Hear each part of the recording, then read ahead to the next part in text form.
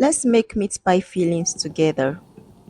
Pour some groundnut oil on the frying pan, then I added my onion. Onion has a way of making a food scent nice and also taste nice. So I'm frying some onion, then I added my curry. I added some thyme also. This one is to make the oil very flavory. I let this fry for some time, and at interval I stir it so that it won't get burnt. Yeah, you keep stirring it every interval so it will not get burnt. After which I added my meat.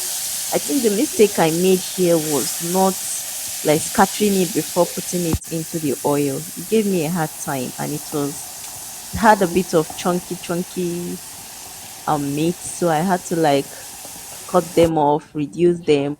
So you need to keep stirring it so that the part that is still looking fresh can also turn, brown. Keep stirring it. Then at this point, I added my chopped veggies. I did not see green pepper, so I opted for yellow pepper, and I added a bit of fresh pepper also because I like it spicy. So I pour in my veggies into the meat. I don't have minced meat, so I blended normal beef. Yeah, so you stir it for some time. After stirring, you can use any spices of your choice. Yeah, if you like. I added curry and thyme already in the oil before including my veggies and my meat. So this time around, I am not going to add curry and thyme again. So I'll be using other spice like minced spice, garlic, and ginger to it. So here it is. This is the minced spice. I added it. Then I also added my garlic and ginger spice also. And trust me, this tastes very nice.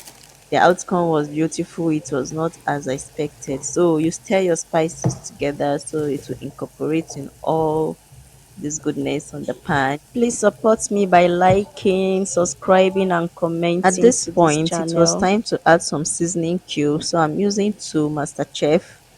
So I added it into the mixture on the fire.